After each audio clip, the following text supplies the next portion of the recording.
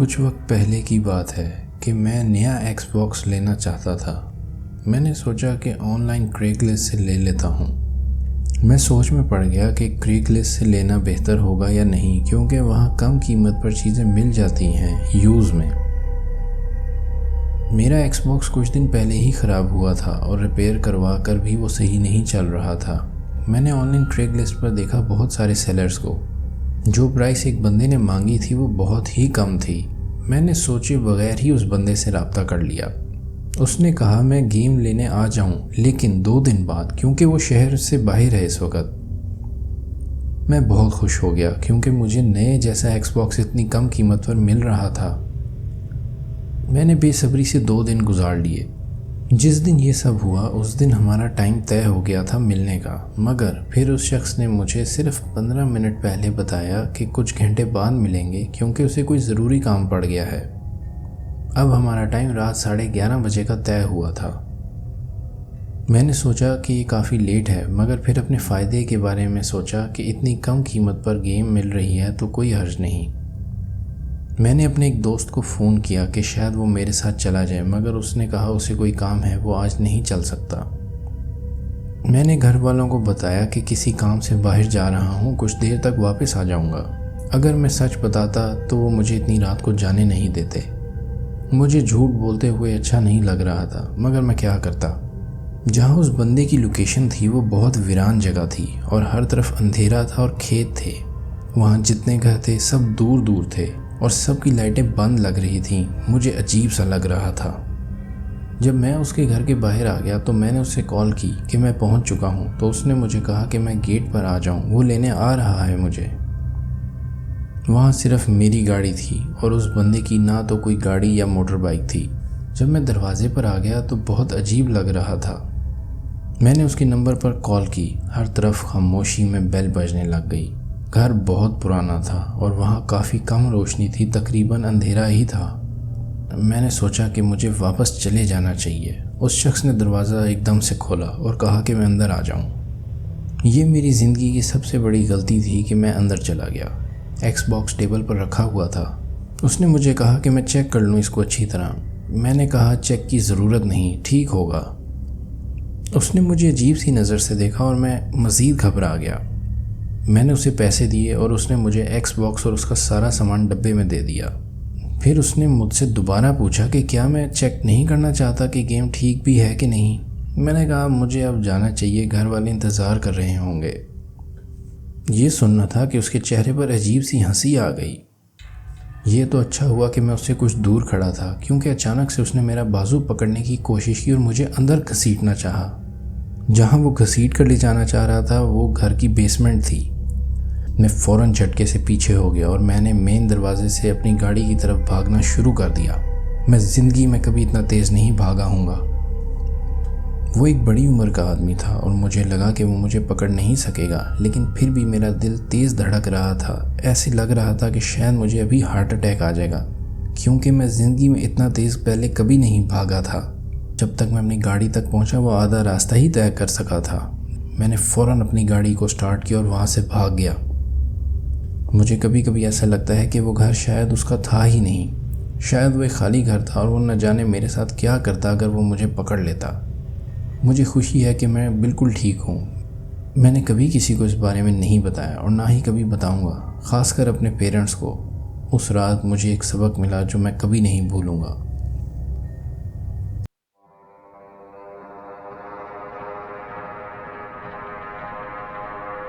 کچھ سال پہلے کی بات ہے۔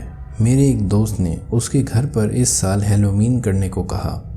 میرے دوست نے ہم 5 دوستوں کے ساتھ اس سال ہیلووین کرنے کا پلان بنایا تھا۔ مجھے ہیلووین کا اتنا شوق نہیں تھا، مگر میں پھر بھی مان گیا تھا اپنے دوست کی وجہ سے۔ کافی دیر گھروں کی بیل بجانے کے بعد ہم سب تھک چکے تھے اور دوست کے گھر واپس جانا چاہتے تھے۔ میرے دوست نے کہا بس ایک آخری گھر کی بیل بجاتے ہیں۔ ہم سب مان گئے۔ یہ گھر روڈ کے اینڈ پر تھا۔ ہم میں سے ایک نے بیل بجائی۔ بیل بجانے کے بعد ایک دم خاموشی سی ہو گئی۔ ہم سب کو اپنے دل میں کچھ عجیب لگ رہا تھا۔ اتنے میں اندر سے آوازیں آنا شروع ہوئیں جیسے ایک کے بعد ایک الماری بند ہو رہی ہو۔ اچانک سے ایک عورت نے دروازہ کھولا۔ اس کے ہاتھ میں ایک کٹا ہوا ہاتھ تھا۔ ہم سب نے چیخ ماری اور دوست کے گھر واپس بھاگ آئے۔ میرے دوست نے اپنے پیرنٹس کو اس عورت کے بارے میں بتایا۔ انہوں نے سب کو ڈانٹا کہ اس عورت کے گھر جا کر بیل بجانے کی کیا ضرورت تھی، کیونکہ ہم سب کو ان لوگوں نے وارننگ دی تھی کہ اس عورت کے گھر جا کر بیل نہیں بجانی۔ خیر انہوں نے کہا کہ یہ ایک ہیلووین پرینک ہوگا اس عورت کا۔ تقریباً 1 ہفتہ گزرنے کے بعد میرے دوست کی کال آئی کہ اس عورت نے پڑوس میں ایک عورت کو جو وہاں قریب رہتی تھی مارنے کی کوشش کی۔ جس عورت پر اس نے حملہ کیا وہ بچوں کو اسکول چھوڑ کر واپس آ رہی تھی۔ حملہ کرنے والی عورت کے ہاتھ میں ایک تیز چھری تھی۔ جیسے ہی وہ عورت اپنی گاڑی سے اتری تھی وہ عورت گھاس میں سے نکل آئی اور اس پر حملہ کر دیا۔ حملہ کرنے والی عورت نے 3 سے 5 جگہوں پر اس عورت کو زخمی کر دیا۔ زخمی عورت نے چیخیں مارنا شروع کر دیں تو باقی پڑوسی باہر نکل آئے۔ انہوں نے اس عورت کو پکڑ لیا اور پولیس کو کال کی۔ پولیس اس کو ساتھ لے گئی، مگر ساتھ ہی اس کے گھر کی تلاشی لی گئی، جس نے سب علاقے کو ڈر اور خوف میں ڈال دیا۔ تلاشی میں پتہ چلا وہ عورت پڑوس کے گھروں میں اپنے گھر کے نیچے سے سرنگیں بنا رہی تھی، اور جو ہاتھ وہ اس رات لائی تھی وہ ایک انسان کا اصلی ہاتھ تھا، کیونکہ پولیس کو باقی جسم کے اعضاء بھی ملے تھے۔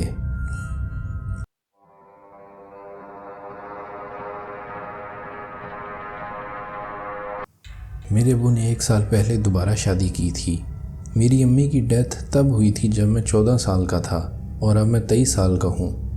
مجھے اس عورت کے بارے میں زیادہ کچھ نہیں پتا تھا، لیکن میں اپنے ابو کی خوشی کی خاطر خوش تھا۔ وہ عورت شہر سے باہر ایک بہت بڑی جگہ پر رہتی تھی، جہاں پر خالی میدان تھا جہاں تک نظر جاتی تھی۔ میرے ابو اس کے ساتھ شفٹ ہو گئے تھے، اور میرے ابو نے مجھے وہاں آ کر ساتھ رہنے کو کچھ دن کے لیے کہا، تاکہ سب ایک دوسرے سے باتیں کر سکیں اور ایک دوسرے کو سمجھ سکیں۔ میں اس گھر میں چلا گیا۔ وہاں خاموشی کا احساس محسوس ہو رہا تھا، کیونکہ ہر طرف سب خالی اور میدان تھا۔ میں وہاں رہنے کے لیے تھوڑا گھبرا رہا تھا، مگر پھر بھی میں نے رہنے کا ارادہ کر لیا۔ اس عورت کے 2 یا 3 سرونٹ تھے جو کھانا پکاتے اور گھر کو صاف رکھتے تھے۔ وہاں مزے کے کھانے پکتے تھے۔ مجھے وہاں 2 دن ہو گئے تھے۔ رات کو جب ہم تینوں نے کھانا کھا لیا تو میرے ابو نے پوچھا کہ تمہاری کسی سے لڑائی ہوئی ہے؟ میں نے کہا نہیں، ایسا کچھ نہیں ہوا۔ اور آپ نے ایسا کیوں سوچا؟ انہوں نے کہا تمہارے چہرے پر زخم کا نشان ہے۔ میں حیران ہو گیا اور اٹھ کر شیشے میں جا کر دیکھا۔ مجھے بہت حیرت ہوئی کہ میرے چہرے پر ایک زخم کا نشان تھا۔ میں گھبرا گیا۔ اس رات مجھے نیند بالکل نہیں آ رہی تھی۔ مجھے جو کمرہ ملا تھا وہ ٹھیک خالی میدان کی طرف تھا جو باہر تھا۔ پچھلی 2 راتوں سے میں نے ہر رات پردہ بند کیا اور پھر سوتا تھا۔ مجھے ڈر لگتا تھا کہ شاید کوئی باہر دیکھ نہ رہا ہو اندھیرے میں۔ میں نے پردہ بند کیا اور سو گیا۔ اگلی صبح میری حالت بہت خراب ہو گئی۔ مجھے تیز بخار ہو گیا اور الٹیاں آنے لگ گئیں۔ ہم نے فیصلہ کیا کہ مجھے واپس جانا ہوگا۔ میرے ایک دوست نے مجھے وہاں سے پک کیا اور ڈاکٹر سے دوائی دلوائی۔ 1 ہفتے بعد میرے ابو مجھ سے ملنے آئے۔ انہوں نے مجھے بہت کہا دوبارہ سے آنے کو، مگر میں نے منع کر دیا۔ میں نے ابو سے مذاق کیا کہ آپ کے چہرے پر یہ نشان کس چیز کا ہے؟ کیا کوئی لڑائی ہوئی تھی؟ وہ حیران ہو گئے۔ انہوں نے مجھ سے شیشہ مانگا۔ جب انہوں نے اپنی شکل دیکھی ان کے چہرے کا رنگ بدل گیا۔ وہ میرے جیسا ہی تھا۔ انہوں نے کہا میرے جانے کے بعد ان کو بھی بخار ہو گیا تھا اور الٹیاں بھی آئی تھیں۔ ڈاکٹر نے وہاں آ کر ان کو دوائی دی تھی، مگر اب نشان بھی آ گیا تھا۔ انہوں نے بتایا وہ اس گھر میں بہت عجیب محسوس کر رہے ہیں، اور وہ اس عورت کو کہہ رہے ہیں کہ وہ گھر بیچ دے اور کہیں اور شفٹ ہو جائے۔ ابو نے جب یہ مجھے بتایا جو اب میں بتانے والا ہوں تو میری ڈر کے مارے آواز ہی ختم ہو گئی۔ ابو نے بتایا کہ جس کمرے میں میں تھا اسی کمرے میں اس کے پچھلے شوہر نے خودکشی کی تھی، اور رات کو اکثر اس کمرے سے مختلف آوازیں آتی تھیں۔ یہ سن کر میرے پاس الفاظ نہ تھے۔